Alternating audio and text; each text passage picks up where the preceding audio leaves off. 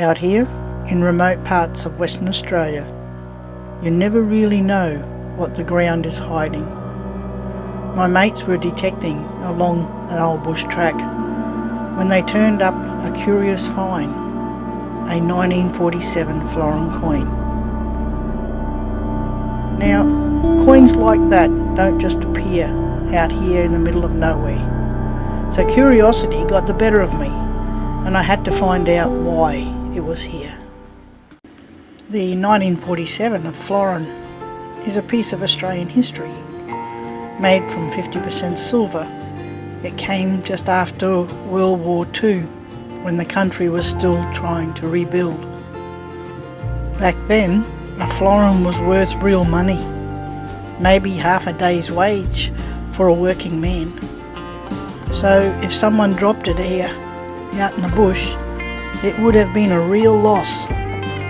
But it also told me someone had been here, and there was a story waiting to be uncovered.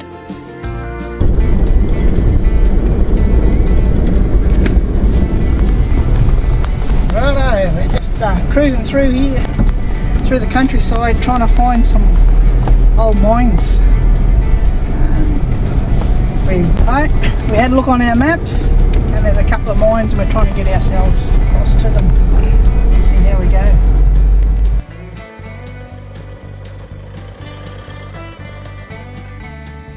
Sure enough, the bush began to give up its secrets. I come across some hand-cut timbers, weathered with age. Now there's indicators to show that there was a mine around here, and how I know that is by these cut timbers here. This fella here, this one here, this one here, this one here, one there, have all been cut. And scattered broken bottles, the kind once carried by diggers or bush travellers. These weren't just rubbish, they were clues. Evidence of a miner's camp that once stood here, hidden away from the world. Just following this fence line along and come to a creek crossing. A piece of tin in the creek crossing, but if you look below it, you see an old timer's hand sitting there. That's amazing. I still might be able to use him yet. Life in a camp like this wasn't anything but easy. The men lived rough, hessian tents or timber huts, cooking over open fires, scratching out an existence in some of the hardest country on earth. Water was scarce. Food was simple, and every day was hard work with a pick and a shovel. The dangers were everywhere. Accidents in shafts, walls collapsing, or a single spark setting the camp alight. Out here, you were days away from help. A broken leg, a snake bite, or even bad luck could mean the end. Yet, despite it all, they came. They endured it all for the chance of striking gold.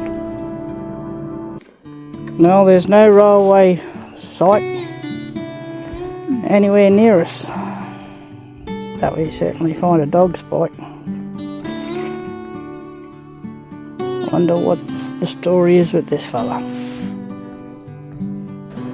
And they would have used this wood to brace the entrance of the mine.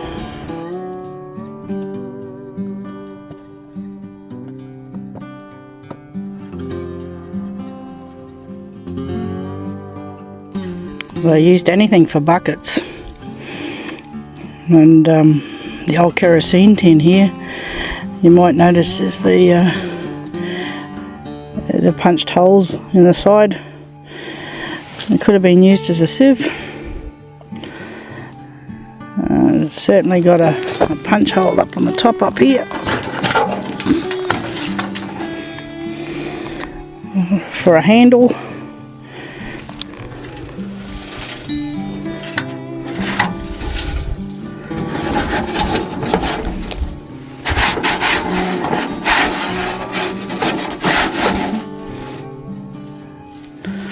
Something Western Australia.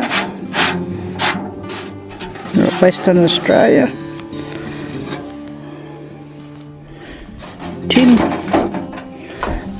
Tin made.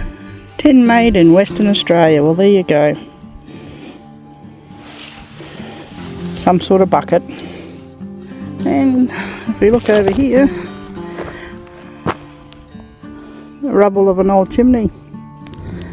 So they must have had a hut here at one stage.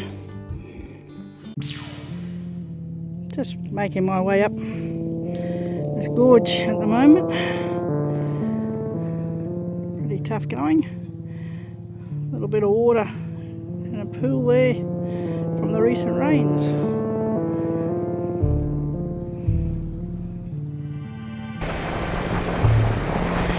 And finally, I come across it.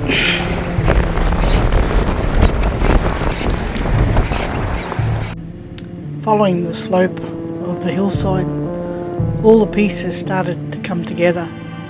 The timbers, the bottles, the coin. They led me to the mouth of an old mine shaft, hidden now by scrub and time, but still stands as a reminder of the men who once toiled here, chasing their fortunes.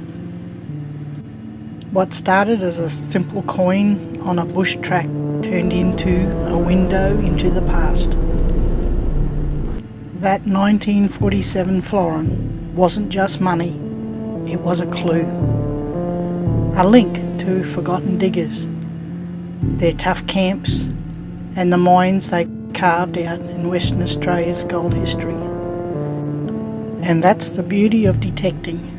Every signal in the ground may just lead you to another story waiting to be told.